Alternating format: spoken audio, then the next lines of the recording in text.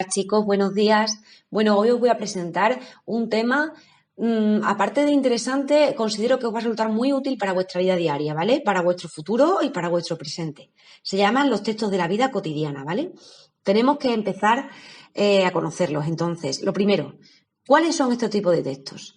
Bueno, pues a lo largo de nuestra vida, como digo, os vais a encontrar situaciones en las que necesitéis pues rellenar documentos o hacer determinados trámites, ¿vale? En cualquier estación, por ejemplo, de tren, de metro, necesitaremos hacer un trámite administrativo en alguna ocasión para buscar piso, etcétera. Entonces, ¿dónde podemos encontrar este tipo de textos de vida cotidiana que se llama? Bueno, en primer lugar, en nuestro instituto. Si queremos, por ejemplo, pues matricularnos para un curso nuevo, necesitaremos pues rellenar un formulario o una documentación que acredite que efectivamente podéis pasar de curso. Entonces, este es un texto de la vida cotidiana. Otro tipo, por ejemplo, queremos ingresar en la universidad, queremos matricularnos de un máster, de una carrera o simplemente de una asignatura, tenemos también que rellenar un documento. ¿En cuántos más casos? En muchísimos. Por ejemplo, cuando recibimos una cita médica por parte del hospital, de nuestro dermatólogo, de nuestro médico de cabecera, ese documento también es un texto de la vida cotidiana, ¿vale? Nos informa y nos comunica pues, que tenemos que acudir a la cita en una fecha y hora determinadas. También podemos encontrarlo en correos. ¿A quién alguna vez no le ha ocurrido que no ha recibido un paquete de Wallapop o de Amazon o no lo ha recibido pues el receptor en cuestión? Bueno, pues para realizar una reclamación a correos o para modificar la vivienda para que os den el paquete allí y no en otro sitio, tenemos que pues solicitar pues este tipo de gestión y para ello necesitamos este tipo de documento, ¿de acuerdo?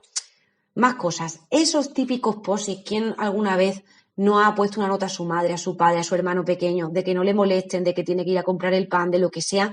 Ese tipo de notas informales también son textos de vida cotidiana, ¿de acuerdo? Entonces, como digo, este tipo de textos están todos los días con nosotros y apenas nos damos cuenta muchas veces. Necesitamos conocerlos. Por lo tanto, ¿por qué son tan importantes? Bueno, son importantes para una cuestión fundamental, que es que gracias a que conocemos este tipo de documentos y sabemos cómo funcionan, podemos desenvolvernos en nuestra vida diaria nosotros mismos. Cuando queramos buscar un piso y queramos, por ejemplo, solicitar una hipoteca, o cuando queramos ingresar en la universidad, cuando queramos que nos faciliten una beca, cuando queramos, todo ese tipo de cosas, para todo eso necesitamos los textos de la vida cotidiana. Y cuando queremos, pues, enterarnos de un comunicado también. Entonces, son imprescindibles este tipo de textos para poder desenvolvernos con autonomía en nuestra vida diaria, ¿de acuerdo? Vamos a conocer los tipos que hay, ¿vale? Hay 3 tipos de textos fundamentales, ¿de acuerdo? Entonces, ¿cuáles podemos encontrar? Bueno, pues fundamentalmente tenemos la instancia de solicitud, fundamentalmente también tenemos lo que es el aviso del comunicado y luego en tercer lugar las notas, ¿vale? Entonces, vamos a definir cada uno de ellos, vamos a ver las características principales y por último vamos a ver un claro ejemplo, ¿de acuerdo? ¿Qué es la instancia o solicitud? Bueno, la instancia es el escrito que se utiliza para solicitar, pedir algo a una empresa particular o a la administración, a los ministerios, a los ayuntamientos, a las universidades, a los institutos. También se le denomina solicitud, ¿de acuerdo? Entonces, ¿cuáles son las características principales? Son 4 características fundamentales. Podemos verlas ahora mismo. A ver si se pone en pantalla. ¿De acuerdo? Ahí. Características principales. La estructura es predeterminada, es decir, tiene una estructura concreta y no se modifica. Son unos apartados determinados y tenemos que rellenar esos apartados. El lenguaje objetivo no es subjetivo, o sea, no es personal. Es un lenguaje neutral, claro y específico. El vocabulario es estándar según las circunstancias, es decir, el vocabulario pues intenta ser asequible para que podamos comprender lo que nos están diciendo y podamos rellenar el documento. Y los enunciados son cortos, las frases suelen tener pues eso, un verbo, son frases simples, oraciones simples, para pues que nosotros lo podamos comprender todo mejor y podamos rellenarlo mejor, con más facilidad, ¿de acuerdo? Un ejemplo de ello, vamos a verlo. Aquí se expone un ejemplo, ¿vale?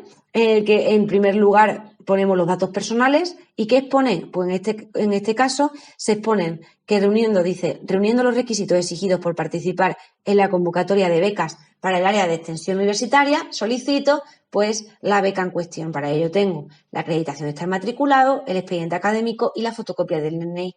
Y luego, por último, dice, bueno, que se traslada a esta cuestión la ciudad que es Cáceres, la fecha, mi firma en este caso, si estoy interesada, y por último el vicerrectorado de la universidad, que es a quien va dirigido.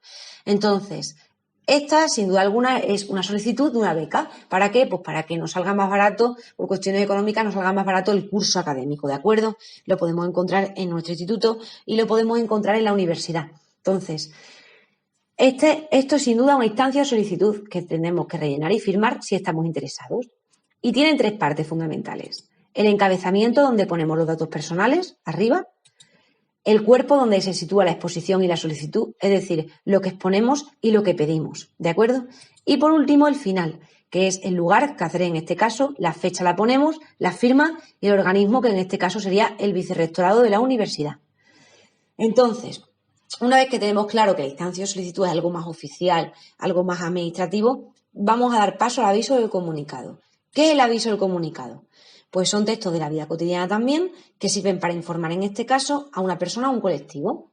Y cuando este aviso pretende llegar a un gran número de personas, se llama comunicado, ¿de acuerdo? Entonces, la diferencia entre un aviso o el comunicado es simplemente el número de receptores. ¿Cuáles son las características principales? Una fundamental, que es que hay una gran variedad de posibles receptores, ¿de acuerdo? Un comunicado muy actual, por ejemplo, del gobierno sería este. ¿Qué les digo a los niños y niñas sobre el coronavirus? Hay muchísimos comunicados del coronavirus. Esto sería un claro ejemplo de comunicado. Un aviso, por ejemplo, pues sería los típicos carteles que os podéis encontrar en el ascensor de vuestra comunidad, avisando de que van a limpiar el parking, avisando de otras cuestiones, sería un aviso. Y un comunicado, pues tenemos este ejemplo. ¿De acuerdo? Vamos a pasar ahora a las notas. Las notas, como decíamos, son textos de la vida cotidiana que sirven para informar a un familiar, a un amigo o a un compañero. Son las famosas notas del frigorífico, los POSIT, ¿de acuerdo? ¿Cuáles son las características? Os las podéis suponer. Son fáciles. La estructura es sencilla de la nota, el mensaje es breve y casi telegráfico, no nos enrollamos para escribir la nota, el vocabulario es informal, coloquial, para que, bueno, pues nuestros familiares lo puedan comprender perfectamente, y la eliminación de elementos innecesarios, pues formalidades o otros términos a lo mejor más complejos, ¿de acuerdo? El ejemplo, el que os decía. Mirad, antes de irte a clase te recuerdo que tienes que tirar la basura. Que tengas un buen día de clase, un besito, mamá. ¿Quién alguna vez no ha recibido este encargo o por escrito o de forma oral, ¿de acuerdo? Cuando es de forma escrita, en forma de nota, es un texto de la vida cotidiana. Así que bueno, chicos, estos son los 3 tipos de textos que hay. Entonces, como última gestión, como última cuestión que os comento, ¿vale? Tengo que deciros que hay que destacar también los reglamentos y las circulares, ¿vale? Dice, la vida cotidiana se ha de regular para lograr un mejor funcionamiento de la sociedad, ¿de acuerdo? Entonces, esta regulación se hace efectiva por medio de distintos documentos, en este caso las circulares y los reglamentos, que informan a un grupo de personas sobre las normas y el comportamiento que se deben observar en determinados lugares o actos. Ejemplo, podemos encontrar un montón de circulares y de reglamentos acerca de nuestro comportamiento responsable con el tema del coronavirus, una correcta higiene, que conviene que lavarse las manos con jabón, que conviene pues desinfectar las cosas, todo eso forma parte del reglamento del gobierno para pues poder cambiar un poquito la situación que estamos viviendo, ¿de acuerdo? Entonces hay muchos circulares y muchos reglamentos conforme a este tema. Es un claro ejemplo y muy actual. Entonces, repasamos rápidamente, ¿vale? Y os pongo aquí el recuadrito de recuerda, porque esto es lo más importante que os comentaba. Los 3 tipos de texto hemos dicho que es la instancia de la solicitud, que son todos aquellos trámites que tenemos que hacer un poco rollo, pero necesarios para que nos puedan aprobar ciertas cosas, matriculaciones, becas, otro tipo de cosas administrativas, ¿de acuerdo? Está el encabezamiento, el cuerpo y el final, que son las 3 partes de la instancia o de la solicitud. El aviso o el comunicado, que las características es que va dirigido a un montón de receptores, como ejemplo de ello es el tema del coronavirus.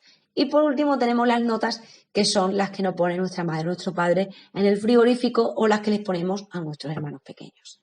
Bueno, chicos, pues estos son los 3 tipos de textos. Espero que os resulte fácil y muchísimo ánimo, ¿vale? Con lo que os quede. Un beso, hasta luego.